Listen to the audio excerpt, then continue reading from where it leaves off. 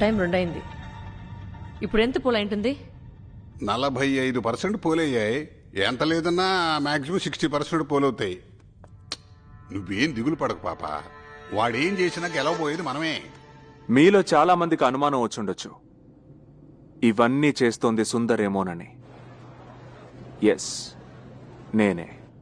15 రోజులకు ముందు చచ్చిపోయిన వాడు ట్వీట్ పెట్టిన విధంగా నేను పెట్టిన ఫస్ట్ ట్వీట్తోనే పాపకి తెలిసే ఉంటుంది అది నేనే అని.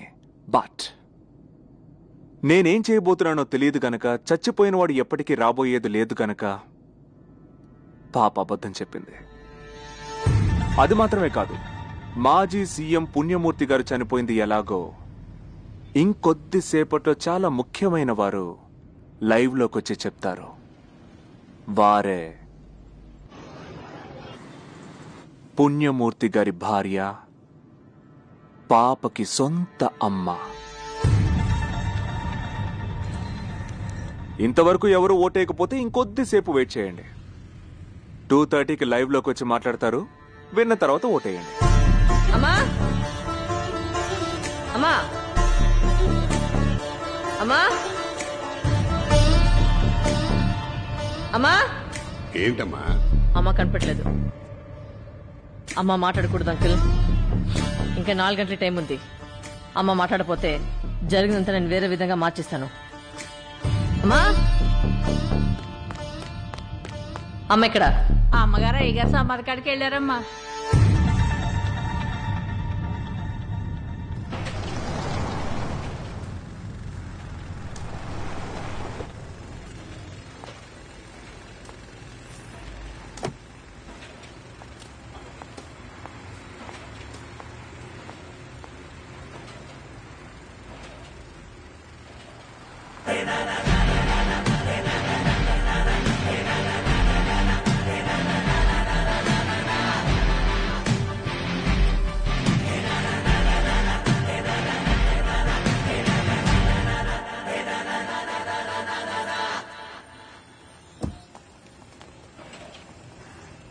ముందుగానే వచ్చారా మీరు? రిపోర్టర్స్ వెనకాల వస్తున్నారు. ఇంకా 10 నిమిషాలు ఉంది. న్యూస్ రీడర్ని చూడలేదు కదా?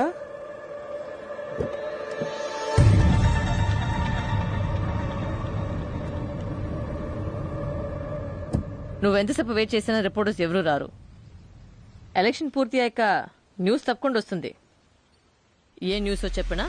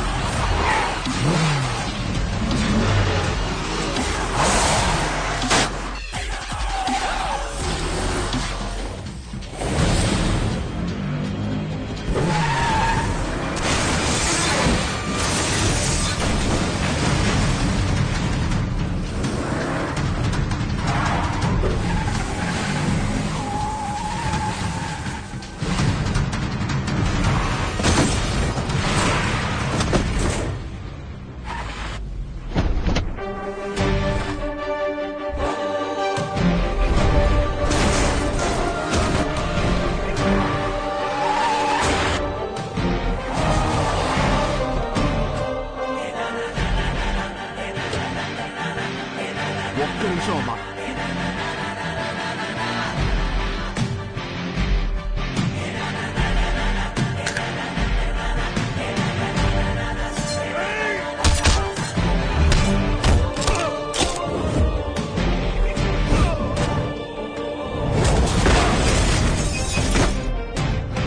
ఓట్లాడే మూడ్లో నేను ఇప్పుడు లేనురా. ఇలా చూడండి, సామాన్యంగా నా కోపం రాదు, కానీ ఇప్పుడు చాలా కోపంగా ఉన్నాను. నువ్వు పుట్టేలా కొట్టండి రా, నీ తల్లి చచ్చేలా కొడతాను.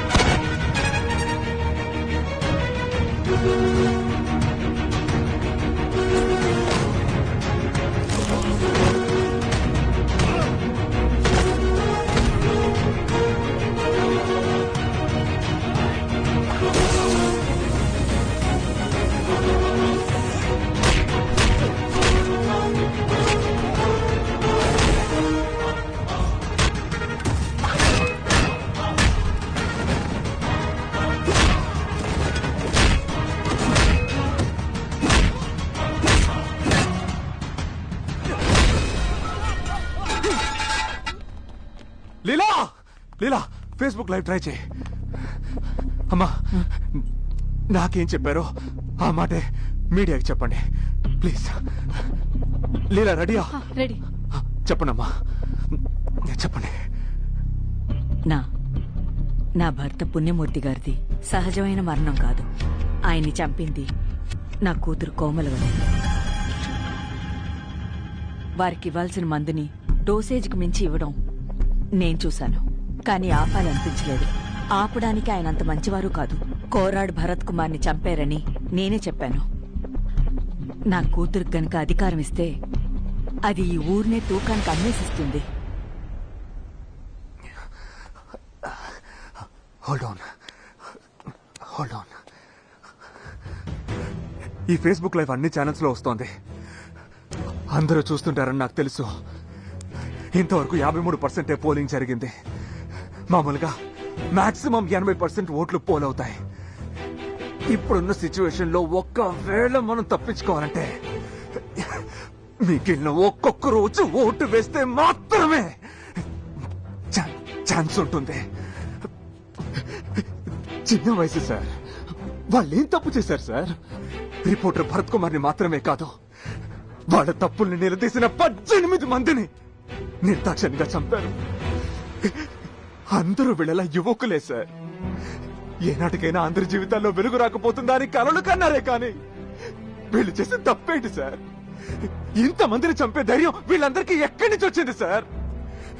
వాళ్ళు మనల్ని మనుషులుగా చూడల్లా డబ్బులిచ్చుకున్న ఓట్లు అలా చూస్తున్నారు. మనం డబ్బులు తీసుకుని ఓట్లేయడం వల్లే వాళ్ళకింత పోకరు. ఇంత పెద్ద స్టేట్ లో 45-50% ఓట్లు పడుతున్నాయి. అందులో డబ్బులిచ్చి 10%, దొంగ ఓట్లకు 5%, ముక్కు పుడక ఉంగరానికి 5%. 100% ప్రజల్ని ఏలేవాడిని 20% ప్రజలు మాత్రమే నిర్ణయిస్తున్నారు. Is it democracy? ఒక పౌరుడి యొక్క కనీస బాధ్యత ఓటు వెయ్యడం. ఇక 3 గంటలే ఉంది. కొంచెం సోమర్తనం ఉన్నవాళ్ళు, ఇంట్లో కాలక్షేపం చేసేవాళ్ళు మాత్రమే కాదు, ముఖ్యమైన పనులు ఎన్నున్నా సరే వద్దులేసి వెళ్ళి ఓటేయండి. గంట సేపు క్యూలో నుంచొని వేలితో ఒక్కసారి నొక్కి నీ దేశం కోసం ఓటు కూడా వేయలేకపోతున్నారంటే మీరే మొదటి దొంగలు, మీరే మొదటి నేరస్తులు. ఉంది 3 గంటలే. వదిలారో ఈ కేసుని 20 ఏళ్లు సాగదీస్తారు. ఈ దేశం 50 ఏళ్లు వెనకబడుతుంది.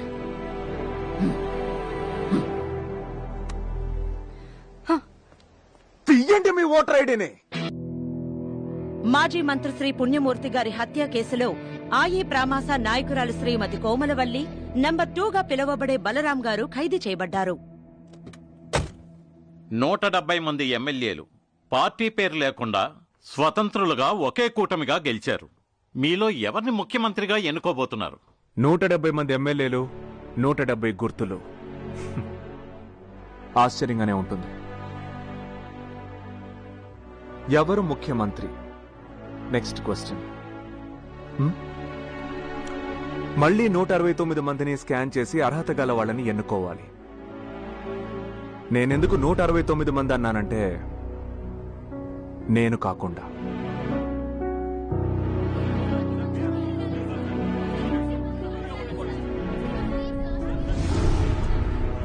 ఎదిరించేవాళ్లు లేకపోవడమే ప్రజాస్వామ్యానికి పెను ప్రమాదం. నేను ముందు వరుసలో ఉంటాను, ఎదిరించేవాడిగా, ప్రశ్నించేవాడిగా. ఇది నేను ఆలోచించి తీసుకున్న నిర్ణయం. ఫిక్స్ అయ్యాను. ఇక్కడ ఒక మాజీ జిల్లా కలెక్టర్ ఉన్నారు, సదాశివం ఐఏఎస్ గారు. వారిని ముఖ్యమంత్రి అభ్యర్థిగా ప్రపోజ్ చేస్తున్నాను.